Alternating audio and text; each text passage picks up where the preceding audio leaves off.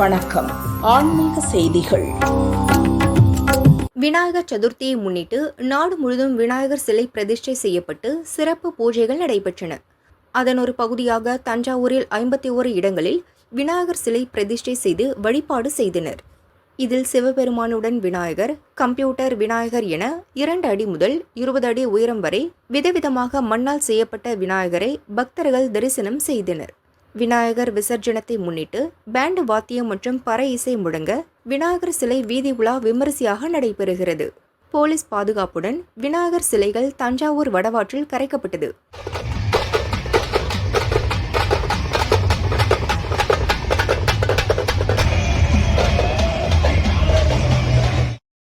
சேலம் மாவட்டம் ஆத்தூர் அருகே தென்னங்குடிப்பாளையம் பகுதியில் அமைந்துள்ளது ஸ்ரீ மகா மாரியம்மன் கோவில்.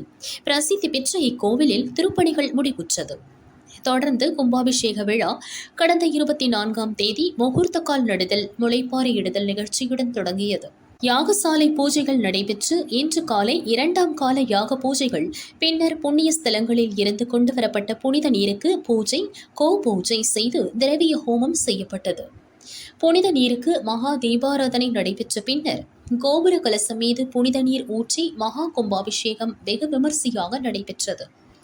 பக்தர்கள் மீது புனித நீர் தெளிக்கப்பட்டது. ஸ்ரீ மகா மாரியம்மனுக்கு தீர்த்த கலசங்களில் இருந்து புனித நீரை ஊற்றி கும்பாபிஷேகம் நடைபெற்றது.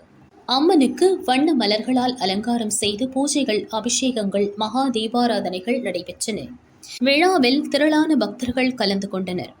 விழாக்குழு சார்பாக அன்னதானம் வழங்கப்பட்டது.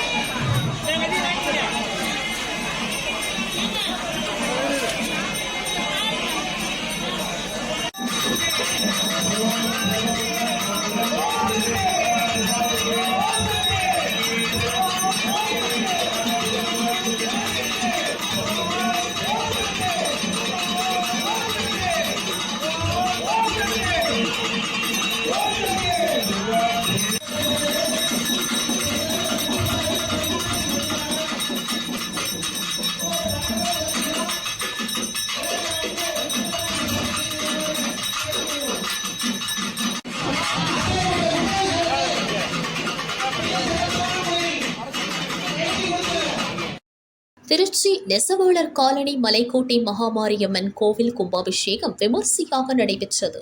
கோவில் புனரமைப்பு பணிகள் நிறைவடைந்து வாஸ்து சாந்தி மற்றும் யாக பூஜைகள் செய்தனர். காவிரி உள்ளிட்ட பல புனித நதியில் இருந்து புனித நீர் எடுத்து வரப்பட்டு யாகசாலையில் ஆவாகனம் செய்தனர். மகா பூரணாகுதியுடன் யாக பூஜைகள் நிறைவடைந்தது. மேளதாளம் இசைக்க கடம் புறப்பாடானது. சிவாச்சாரியார்கள் வேத மந்திரம் முழங்க கோபுர கலசத்திற்கு புனித நீர் ஊற்றி கும்பாபிஷேகம் வெகு விமர்சையாக நடைபெற்றது. பக்தர்கள் மீது புனித நீர் தெளிக்கப்பட்டது. தொடர்ந்து மகா மாரியம்மனுக்கு 16 வகை வாசனை திரவியங்களால் மகா அபிஷேகம் நடந்தது. பரிவார மூர்த்திகளான விநாயகர், முருகன், கருப்பசாமி, மதுரை வீரன் உள்ளிட்ட சன்னதிகளில் அபிஷேக அலங்காரம் நடைபெற்றது. மகா தீபாராதனை காட்டப்பட்டது. திரளான பக்தர்கள் ஓம் சக்தி பராசக்தி கோஷம் முழங்க அம்மனை தரிசித்து மனமுருகினர்.